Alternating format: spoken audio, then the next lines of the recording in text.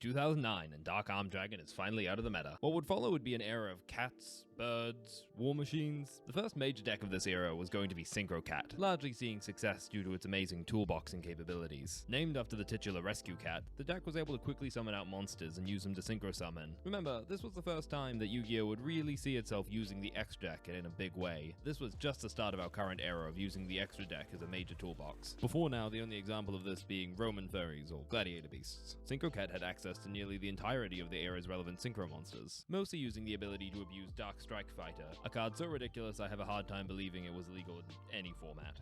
Easily the strongest synchro monster of the time, Dark Strike Fighter made OTK very, very easy, as the monster alone could deal 4,000 points of damage. Not limited or restricted in any way, you could easily summon out 2 of them to burn your opponent for 8,000 damage. The deck ended up becoming so polished it was able to spawn a win condition that utilized only 1 copy of Summon a Monk and 2 spell cards in hand. Play Summon Monk, use its ability, ditching a spell card from your hand to play a second Summon a Monk, which would in turn summon a Rescue Cat. No, don't get attached to it. It's going to die soon. You're going to sacrifice it so you can get a giant war machine. If I may quote from my personal Bible, Magic the Gathering flavor text for a moment, he traded cats for skins, skins for gold, gold for war machines. In the end, he traded cats for war machines. Welcome to Synchro Cat. Sacrifice Rescue Cat to its own ability. Summon 2 copies of X-Saber Air Ballums. Tune together X-Saber Air Ballums with 1 copy of Summon a Monk and use it to summon Dark Strike Fighter. Repeat with your second Air Ballums and your second copy of Summon a Monk to summon your second Dark Strike Fighter. Having assembled the pieces for the world's most uncomfortable threesome,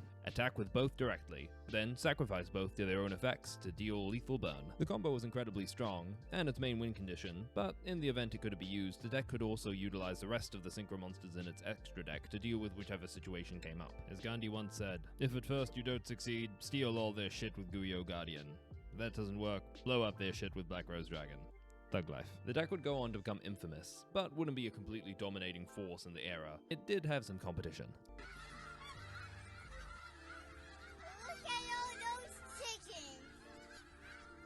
Enemies as old as time. Cats versus birds versus war machines.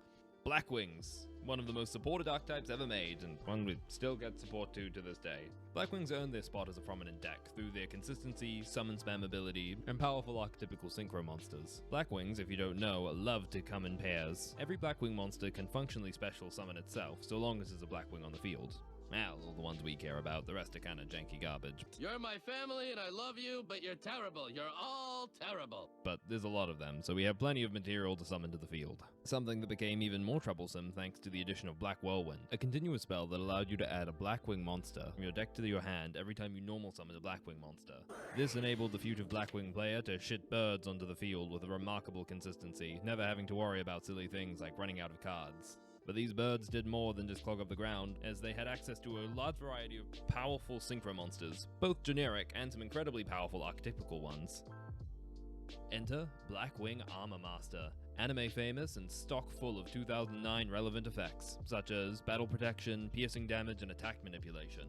Blackwings could make full use of all of the synchro monsters of the era, and were easily able to summon out enough monsters to summon them to the field. But your bountiful bevy of black birds has opposition. LIGHTSWORN. Old school as hell, and one of the only decks of the format to see relevance and not utilize synchro monsters. LIGHTSWORN still managed to get good results in most high-level competitions throughout the format, win so long as they milled the right cards. And yeah, they milled themselves. LIGHTSWORN are a series of powerful monsters built around utilizing the top of your deck. They use powerful effects, but the cost and drawback is you have to mill the top cards of your deck, quickly burning through the entirety of the deck you have remaining and risking a mill out. With cards that trigger while being in the graveyard or being sent off the top of the deck, the idea is to hit hard and fast. Not getting in for the long game, but looking to burn through the entirety of your deck and your opponent's board, quickly wiping them out. Something you could easily do thanks to Judgment Dragon, a monstrous card that stole play for years. It also remained a very viable win condition for the deck, due to the old function of Ignition. No, we're not going to get into Ignition right now. It has to do with what we would now call Spell Speed 1 effects. But that's going to be a video for another time. Spell Speed is confusing. What it basically comes down to is Judgment Dragon's special ability, the thing that made it so powerful, was so fast that it couldn't be responded to by most effects. So, if you summon Judgment Dragon and your opponent wisely activates a Bottomless Trap Hole to try and get rid of it, you can activate Judgment Dragon's special ability before Bottomless Trap Hole is allowed to be activated, allowing you to easily wipe the field of threats and swing in for massive damage. The absurd power offered by Judgment Dragon, along with consistency gained from the card's support like Charge of the Light Brigade and Solar Recharge, made LIGHTSWORN an incredible contender and one of the best decks on the 2009 format. And all the cards they've just milled into the graveyard are now accessible by utilizing cards like Monster Reborn. They were one of two decks actually that made extensive use of the graveyard during the 2009 meta. What a segue that is. My friend the zombie, Jonathan, you're looking good. Jonathan just got an awesome face paint job. What do you think? I like turtles. Zombies. It's a theme that appropriately will never die, also made its way into the 2009 meta, adapting into zombie synchro. Riding high from its prominence in 2008, it was hit heavily on the ban list, with Mizuki, Plague Spreader Zombie, and Card of Safe Return all being limited, and Goblin Zombie being semi-limited. Zombies are nothing if not persistent though, and despite all of this, the deck managed to still hold its ground in the meta, in a similar way to the BLACKWING.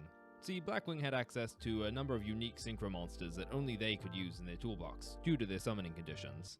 The same is also true for zombies, having access to monsters like Revived King Hades and Doom Kaiser Dragon, both of which require zombies as synchro material. This, along with the ease with which the deck would maintain its resources, through cards like Foolish Burial and Burial from a Different Dimension, allowing them to readily manipulate the graveyard, allowed zombie synchro to stay competitive even with the more powerful decks of the era, its engine pieces even finding its way into another competitive deck, Twilight LIGHTSWORN, and no, not that one either. That would come out much later. Zombie monsters tend to care a lot about being the graveyard. In fact, a lot of dark monsters do. So, with Chaos Sorcerer recently unbanned, Plague Spreader Zombie, Necro Gardener, and a number of other powerful dark monsters made its way into the LIGHTSWORN decks. The idea being you would mill them off the top of your deck with LIGHTSWORN effects, getting them into the graveyard where you can make use of their abilities, all the while filling up the graveyard with light and dark monsters to activate Chaos Sorcerer. While the variant never saw much success as the dedicated zombie decks and dedicated LIGHTSWORN deck, it still saw scattered tops throughout 2009. See, this was the era when Konami Digital Entertainment took over from Upper Deck Entertainment.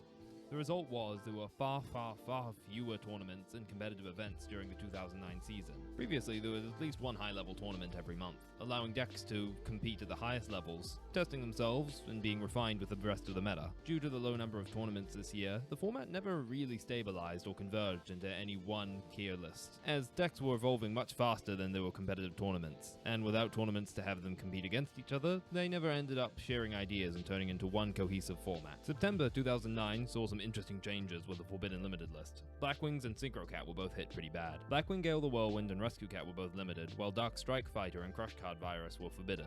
Zombie decks saw a hit by having Card of Safe Return banned, thank God. Slightly weaker, the deck was still able to hold prominence due to the rest of the decks suffering significantly greater hits. LIGHTSWORN and Zombie Synchro ended up taking the place of Blackwing and Synchro Cat as the two top decks of the format. And of course, with Chaos Sorcerer being moved to semi-limited, Twilight Synchro also saw a significant boost in popularity during the tail end of 2009, even if it never did reach the prominence of the dedicated Twilight and Zombie deck. This marked the first time that the competitive format would really start to resemble its modern incarnation, where the extra deck is king and combos abound in every corner. Transitioning from the old variants of just playing all your best cards you can manage in one deck, and moving into more dedicated archetypes and strategies. By the way, this video is dedicated to Meepamoto27. He wrote the article which this is based off of, linked in the description. Thanks Meep, they were an amazing read.